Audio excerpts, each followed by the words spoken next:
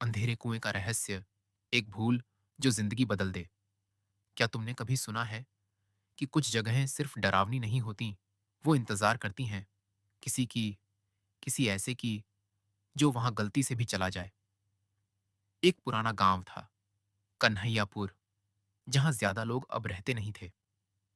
गांव की सीमाओं पर एक पुराना सूखा कुआं था, जिसके पास कोई नहीं जाता था। बुजुर्ग कहते थे, वो कुआं नहीं, एक दरवाजा है, एक ऐसी दुनिया का जहां से कोई लौट कर नहीं आता।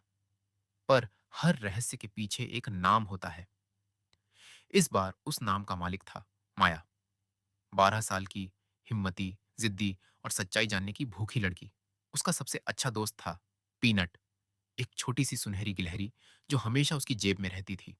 एक रात बिजली कड़की और अचानक कुएं के पास से एक अजीब सी आवाज आई। अगले दिन गांव में बाबा रणबीर ने माया को आवाज दी, तू उस कुएं से दूर रह बच्ची, उस कुएं की प्यास अब जाग चुकी है। माया चौंकी। प्यास?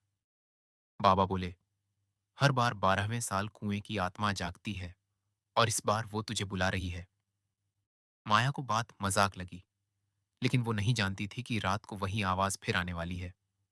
और इस बार सिर्फ सुनाई नहीं देगी, दिखाई भी देगी। रात के 12 बजे, जब पूरा गांव सो रहा था, माया की खिड़की अपने आप खुल गई।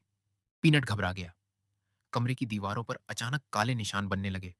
फिर माया ने एक छाया देखी, एक लड़की, उसी की उम्र की, लेकिन उसकी आंखें पूरी काली थीं।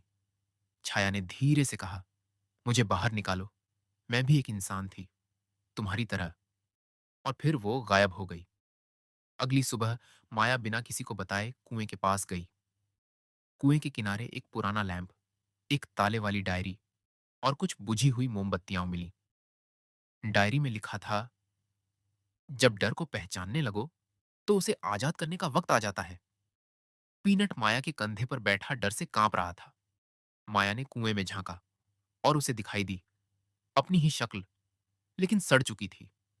उसी रात माया ने सपना देखा, गांव की एक पुरानी लड़की, किरण, जो 12 साल पहले गुमशुदा हो गई थी, उसी कुएं से आवाज दे रही थी, तुम मेरी जगह क्यों आई हो माया? क्या तुम्हें भी वो सच्चाई चाहिए जो मुझे मिली? माया ने बाबा रणबीर से जाकर सब बताया। बाबा बोले, किरण उस कुएं की आखिरी कैदी थी। वो सच्चाई के पीछे गई थी, पर खुद सच्चाई बन गई। माया ने तय कर लिया, अब सच जानना है, चाहे जो हो। एक रात माया और पीनट कुएं में रस्सी के सहारे उतरते हैं।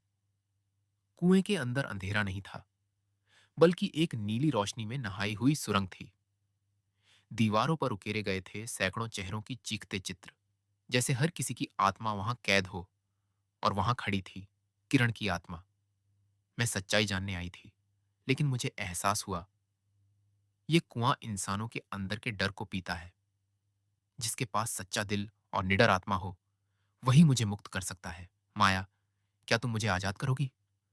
माया ने अपने डर को स्वीकारा, अपनी सबसे गहरी असुरक्षा बताई। और तब कुएं में एक जोरदार कंपन हुआ। पीनट अचानक बेहोश हो गया। माया ने किरण को गले लगाया और कहा, अगर मुझे अपनी पहचान देनी पड़ी तो भी मैं दूंगी, लेकिन तुम्हारी कहानी अधूरी नहीं रहने दूंगी। कुएं से एक तेज उजाला निकला।